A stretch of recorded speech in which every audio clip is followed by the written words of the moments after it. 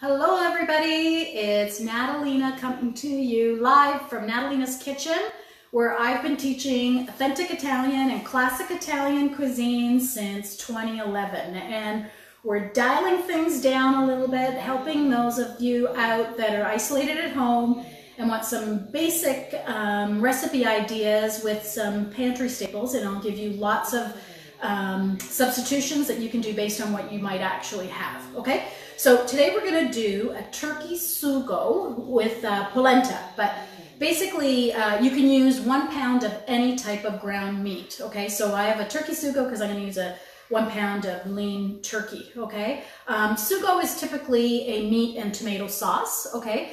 I'm going to serve it with polenta, but you could serve it with rice, pasta, quinoa, even spaghetti squash, quite a number of things. You could even just serve it in a bowl with some really nice crusty Italian bread. Okay, so let's get started. I'm going to start with the ingredients. So if you want to follow along, great. If not, I suggest you get a pen and pencil and write down the ingredients. Okay, so first off, 1 pound of ground meat. I have 1 pound of lean ground turkey. Okay, so any type of meat or even a mix of a number of red meats would work great as well. Okay, I have a 1/4 cup or 4 tablespoons of virgin olive oil, and typically virgin olive oil is what I cook my sauces with. If you want some explanations about virgin olive oil and extra virgin olive oil, how to choose a real one, or what the difference is, that information is part of our classic Italian program on the online school, and I'll tell you about that as we go. Okay, so we've got our meat and our olive oil. Then we have our sofrito in Italian, or mirepoix in French, which is basically the start to a tasty sauce, okay? So that is typically onions. So we've got a half a medium chopped onion. I've got 1 celery stalk chopped, and I have 1 large carrot that's also been chopped, okay? Now, that is the classic mirepoix or sofrito in Italian. We're gonna get a lot of flavor from that, and it's gonna help thicken up our sauce. We're also gonna add 1 large clove or 2 small cloves of minced garlic. This is 1 clove from my garden, which are really jumbo size, so it would be 2 regular. Then I have about a tablespoon of tomato paste. If you don't have tomato paste, you could easily substitute ketchup for that, okay? So those ingredients are pretty much what you would need for the basic recipe. If you're missing one of these, you could probably go without, but I would say of the 4, you want to have at least maybe 3 out of the 4, maybe 2 out of the 4 would be fine, but that does develop a lot of flavor, okay? Then we've got some add-ins that are optional. Oh, of course, tomatoes, forgot tomatoes. So this is a 750 ml bottle of passata or pureed tomato. Okay, that is not optional. You're going to need that for sure. If you have a tin of tomatoes, like a 28 ounce tin of plum tomatoes, you could always puree those in a food processor or with an immersion blender to get a pureed passata, which is what I have here. Okay, if you want information on how to choose tomatoes for a sauce, again, that information is part of our complete classic Italian program on the online school. It tells you all about different types of tomatoes and what the differences are and where to use them. Okay, next up, these are now optional. These are little add-ins. If you have them, great, or if you like them and you want to add them, great. If not, you can leave them out. Okay, so I've got 1 yellow sweet pepper that I've cubed up here. I have 1 tin of mushrooms that I've cubed up, or sorry, that are already sliced. And of course they're cooked because they were in the can. But you could use fresh as well if you have fresh. We would be sauteing those in a pan first though if you had fresh, and you would just have them sliced and ready. And then I have some fresh basil here. So if you don't have fresh basil, you could substitute dry basil for that, okay? So I think we've covered off everything that you need for the sauce, and then once the sauce is simmering, we'll get into the polenta if that's what you want to serve, or some alternatives there. Okay, so first off, just like any sauce we're making, we want a nice heavy bottom pot. Okay, so heavy bottom means a really thick bottom that conducts heat really well. Okay, so we're going to heat up our pot. I'm going to put the lid aside here. We'll get some heat going, and that's really important to get your pot heated. I'm on induction here, so it's going to be quite quick. So if you're on electric, it might take a little bit longer. It also depends what type of pot you have. Okay, so you want to get it hot, and I can easily tell when that's getting hot. Okay, and then to that, yeah, we're about ready. So to that, I'm going to add our 1/4 cup of olive oil. And like I said, mine is virgin olive oil that I use to cook with. And then once it starts shimmering a little bit, we are going to add our ground turkey. Okay, what we're going to do here is we're just going to brown this. Okay, so we're just looking to get rid of all the pink. And then we're going to scoop it aside into another bowl. So I will let you know when we're at that point. So you can hear this is starting to go. Typically, if you just let it sit for a couple minutes, kind of let it get started in there. I don't have a fancy camera above here, so I will tip this up and show you every once in a while. Remove some of this a little bit maybe. Okay, so you can see it's starting to go there. I'm going to start breaking it up. I like a wooden spoon myself. That's kind of my utensil of choice or instrument of choice when I'm making a sauce. And you can see I'm just kind of breaking it up. Okay. If you had a really large pot and you were doubling this recipe, and I had a lot of meat in here, I've even used a potato masher to kind of break up, especially when it's a harder meat, like beef or pork or veal. They're harder. Turkey is pretty soft. Chicken would be really soft too if you wanted to use ground chicken, but a wooden spoon is great for that. Okay, so we're about halfway there. We're going to give it a little stir. Okay, so you can see we're just getting in. So it's not going to be fully cooked. It's just going to be browned. Because it's gonna, we're gonna brown it off, we're gonna take it out, then we're gonna continue creating our sauce in the same pan, because of course now we've got all this flavor from our meat in here, and the sauce will be layered with flavors, so we wanna do it all in the same pot. Okay, so you can see we just have, I don't know how well you can see that, but there's a little bit of pink remaining. My guess is about 30 seconds, and we'll be ready to scoop that out. Okay. You will need a lid for your pot, okay? As once we move along, you will need a lid. So if you don't have a lid, if you're using like a big deep frying pan like this and you don't have a lid, just have a look in your cupboard. You might have another pot lid for a large pasta lid or something that'll fit on there in a snap just to do what we need. Okay, so it's no longer pink. It's all brown. So what we're gonna do is we're gonna use a slotted spoon, but even if you don't have one, just use anything you can to scoop that meat out. And you want to leave the liquid behind, okay? So there's going to be a little bit of water left behind. Some of the oil is going to be left behind. And that is just fine. Because, well, the water's going to evaporate. And the oil, of course, is going to continue to add lots of flavor and do its job, okay? A lot of people, when they come to my classes, they're surprised how much olive oil I use. They think a quarter cup is a lot. Typically, my ratio of olive oil to tomatoes is a quarter cup for this size bottle, or a 28-ounce tin of tomatoes. And you have to remember, the olive oil helps lubricate the sauce. It also brings flavor. It does a number of things, okay? And my experience from teaching is a lot of people don't put enough olive oil in, okay? So here we are. Here's our half a medium onion. That's going in along with our carrots. That was quite a large carrot. I like to kind of hide vegetables in my sauces for my kids. Shh, don't tell them. But that's why I like to use like a large carrot, and I like to add the mushrooms and the peppers after too, but if you don't want to, you could always add less. Our garlic is going to go in there as well. Okay, so what we're doing here with our sofrito plus the garlic is we're going to sweat these out. Okay, so it's very important that we don't brown them. Okay, so when we sweat them, what we're doing is we're cooking them down.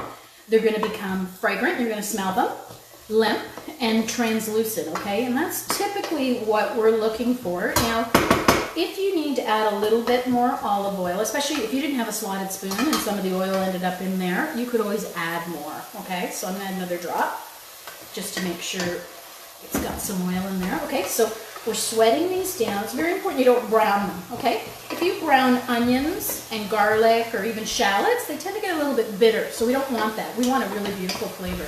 And actually, speaking of bitterness, this time of the year, I find my garlic, it starts to sprout. So when I first smash my garlic, I remove that little sprout in the middle because it's really bitter, all right? So I find that really makes a difference as well for flavor. Of course, the carrots are going to be a little firmer because they're a firmer vegetable, but that's all right. They'll soften up as we go along here and continue to cook this. Okay, so I'm on high heat this whole time, okay? And then what I'll do is I'll adjust it. I tend to start on really high heat with my sauces and then adjust as necessary. But like I said, my stove top is going to be a little different than yours as it's induction. And depending on your pot, again, that will make a difference. Okay, so this is all sweated out nicely. So that's first step. Now what we want to do is we want to add this tomato paste.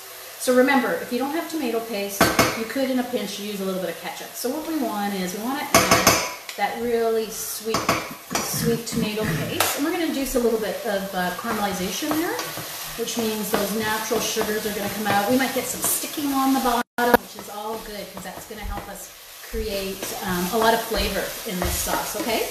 So you can see the tomato paste is getting darker. Okay, so let's let it go there. One of the other ingredients that was optional, that I forgot to mention, I had it in the ingredient list on the Facebook post, but I didn't mention it today, is white wine. I've got probably about 2 tablespoons of a dry white wine there. If you don't have white wine, you could actually use cider. Cider works really well. You could use red wine, but just because this is a light colored sauce, I prefer something lighter, like a white dry wine, like a Pinot Grigio. But a cider would work well, and if you didn't have either of those, you could easily just use a little bit of stock, a little bit of chicken stock, or even water, okay? So you can see it's starting to stick a little bit on the bottom. Okay, so now what we're going to do is we're going to add this white wine, okay? And you can hear that in there. And we're going to scrape up all those brown bits at the bottom, and this is where it starts to smell amazing in the kitchen. Okay, so the alcohol is going to evaporate. Okay, we're scraping up all the bits. It's thickening up, okay? Smells amazing. Okay, so I'm going to go back up to high heat now. And I'm going to add my tomatoes. So remember, if you have plum tomatoes, you're going to have to puree them or hand crush them super fine, okay? So I've got my 1 bottle of my tomato passata here. And what I'm going to do is I'm going to add about a 1/4 cup or 1 inch of water. You see how thick it is? Typically the Italian ones, which this one is, are really thick. So we put a little bit of water in there just to bring down all that extra sauce. So there it is. Okay, now I'm going to turn that down to a simmer. This sauce comes together super quickly. And I find if I am doing it in a saucier type of pan like this, which is kind of like a deep frying pan, it actually gives it a big surface area. So it cooks really, really fast. So you can get dinner on the table pretty quickly. Okay, so now we're going to add the meat back in and all the liquids. Okay, so I'm back up on a high heat now. Typically with the tomato-based sauce, I'm going to show you this. Once I add the tomato, I go back up to a high heat. Once it starts bubbling, down to a medium high, and then I put the lid on, but leave a little opening, and that's just to let any steam escape. So I'm going to show you that, okay? And I'm not so concerned so much as the number or on the dial here. I want you to pay attention to what's happening here. So we want a really light simmer. I actually turned that down a little bit. See the bubbles are going, okay? And that's where now the meat will finish cooking, the tomato will cook, all the flavors will melt, okay? So basically, this is gonna continue to cook. Depending on how large a batch you're making, it'll take longer. With this particular batch with a pound of meat, you're probably looking at about 20 minutes from start to finish if you have everything prepped ahead like I did here, okay? Now, for these additional vegetables, I want those to maintain their flavor and their texture, okay? So what I'm gonna do is, I've got a little frying pan here and I have about a tablespoon of olive oil on there. I'm gonna heat that up and I'm gonna just saute these a little bit and then add them right at the end. So like I said, I want them to kind of still taste like peppers and mushrooms and still kind of feel like that. If I were to put those in the beginning, like I did the other vegetables, they would kind of lose that. They would just absorb all the flavor and they would just become part of the sauce and you wouldn't actually, you know, feel the distinct texture of peppers and mushrooms in your sauce, okay? So again, we're gonna heat this up. Now, if you had raw mushrooms, you would want to wipe them down, all the dirt off of them, and slice them, and they would go in first. They would go in first. You'd season them with a little salt and pepper, and typically what will happen is they'll release some liquid. Okay, you wait for the liquid to evaporate, then you would add in your peppers and saute them together until you're getting a little bit of color on them and most of the liquid is evaporated.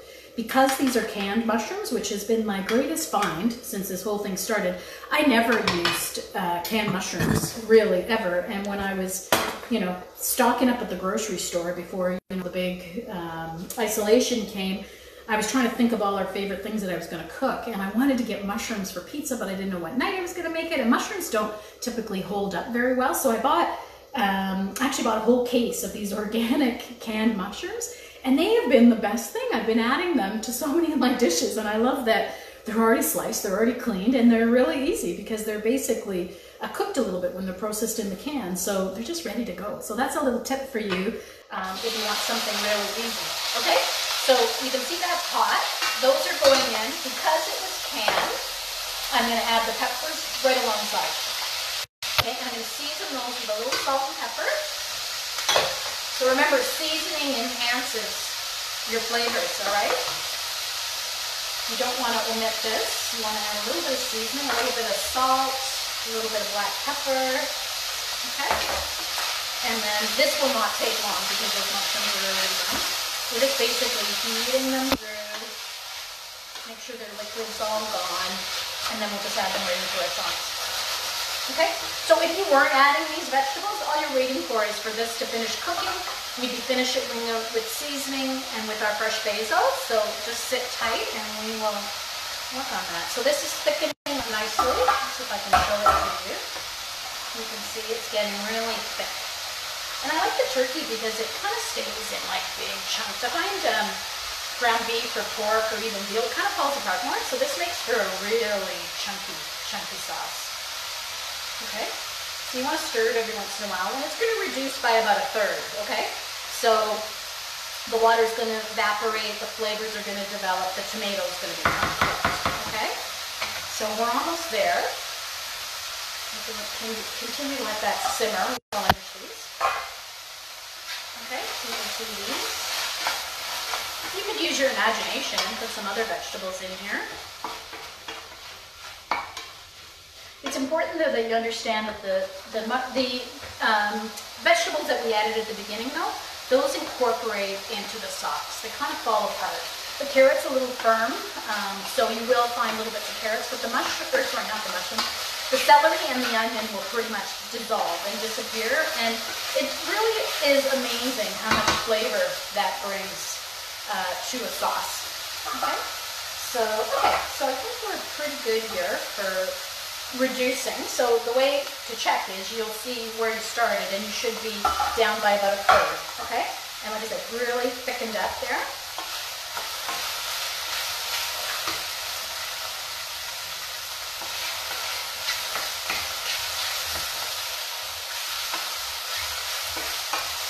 And this smells really good, and I think this is good. Let's turn that out. Okay, so this is going in. And you can include that little bit of olive oil in there because there'll be lots of flavor in that. Okay, and then let's mix this in. Look at the beautiful colors. So we get a medley of colors now, and we're going to add some green with our basil. So, just show you that. So I'm down on low heat now. You can see how beautiful and thick that is. Okay, so let's let those flavors combine. I'm just going to turn it back up a little bit for a minute. And I want to direct your attention now to what's happening over here. So we're still going to season this and add our basil. Okay, but I want to show you this. So basically here what I've got is I've got a pot of water. I've got 2 cups of water that have already come to a boil. I'm going to bring it back up to a boil, and I'm going to season that with a little bit of salt. And that's for my polenta.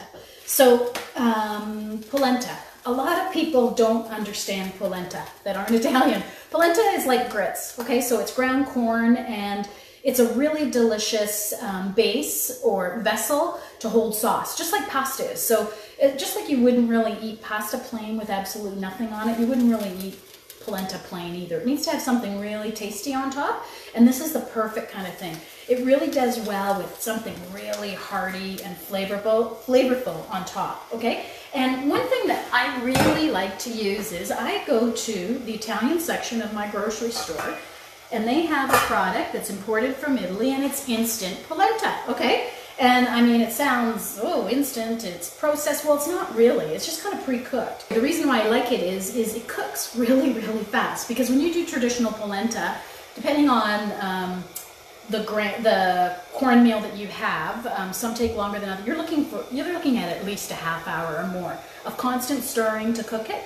The instant takes a minute, okay? So, you know, you can make your sauce. This can be ready in a minute, and like I said, the sauce is anywhere from 20 to 30 minutes tops, and so you can have dinner on the table in like under 40 minutes. So this is boiling now, but it's really important, buy the one that's imported from Italy, because there's no additives or preservatives. It's just cornmeal that's been pre-cooked a little bit and then dehydrated, okay? So I've got, so I'm using just a quarter of the package here, so I've got 2 cups of water. I'm gonna season that with 2 nice pinches of seasoning. And then here's my polenta. I'm just gonna start stirring the water with the whisk and just slowly adding this. So nice little waterfall. And by the time I add all the polenta, which is, like I said, a quarter of the package, and the instructions are right on the package, this is basically gonna come to a boil and it's gonna be done, okay? So I'm going to turn down the heat a little bit, because when this starts to splatter, if it burns you, it's very, very hot, okay? So basically, it's going to get thick, kind of like cream of wheat. If you've ever made cream of wheat, see how the bubbles kind of pop up and break? And yeah, you can see it's kind of spraying a little bit, so you need to be careful you don't burn yourself. I'm going to turn it right down. Continue to stir it until it pulls away from the sides, and that is basically done, okay? So just about there, okay? And one thing about polenta that a lot of people forget is this is gluten-free. So if you're making regular pasta for your family and you've got someone that's gluten-free, this is a really quick little alternative. You can always add a nice handful of Parmesan cheese to this if you want additional flavor, or you could just do it plain and then put your sauce on top and then put your cheese on top.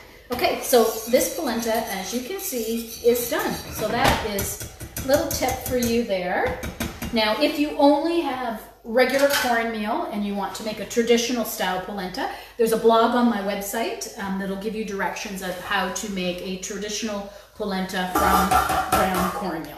Okay, so this now has all come together. It's nice and chunky. We're gonna season this, okay? So the best way to season a sauce is to add some salt. Now, typically, you know, we got a pound of meat here, we've got a whole bottle of tomatoes. I'm gonna need at least 3 generous pinches to start. That's just sea salt. You could use regular table salt. I'm gonna add a generous pinch of pepper. I'm gonna tear up some fresh basil, and I have fresh basil this week. I didn't last week. I was in the grocery store and I found a little plant. So I've got a plant in my window. I'm really excited about that because I've had a hard time finding fresh herbs, and of course I won't have any in my garden a couple more months. So, okay, so the most important thing about seasoning is to use your taste buds. That's your best tool, okay? Because remember, even if I did give you an exact measurement of salt and pepper to put in here, the size of your vegetables are going to vary. You might have had like a ginormous carrot or a ginormous onion or pepper, etc. Those are all going to affect how much salt we're going to need, okay? So very important that you season, you taste it, and then you adjust it accordingly based on what it needs, okay? So let me just get a tiny bit. I don't want to burn myself. Needs a bit more salt. It actually needs a couple more. I think that should do it. And maybe we'll add a little bit more pepper too. You could add some crushed chilies if you want heat, okay? Typically in my house, I serve most of my tomato sauces without any spicy chilies in the sauce, because not all my family members like it, and then we just serve it on the side, so we could adjust it to taste. Okay, so let me get a clean spoon. We'll go in again. and then we'll see. So typically when you add the proper seasoning, you'll notice that the flavors get brighter, okay? Because the salt really brings out the flavors in the pot. And that's exactly what we did. So I have a beautiful, chunky turkey sugo, which, like I said, you could do with any type of meat, any type of ground meat or a mixture of them. Okay, and I'm gonna just plate it up for you and show you what it looks like here on the plate. So in this particular case, I'm gonna serve up a nice little helping of our polenta and our sauce. I hope you guys can see that, and I even left them on basil leaf. And there you have it. We have got a beautiful turkey sugo with polenta. So enjoy. If there's something you'd like to see us do, please send us a message on Facebook. Please check out our website, nataliinaskitchen.com. Please check out the online school. I mentioned it earlier. It's a comprehensive course. It's not just videos like this. It gets into ingredient selection. There's menus. We're still shipping our cookbook out once a week to anywhere in Canada or the United States. Lots of simple pantry staple recipes there as well. Please stay safe. Please take care of your vulnerable family members, and I hope to see you back in my kitchen. Ciao for now.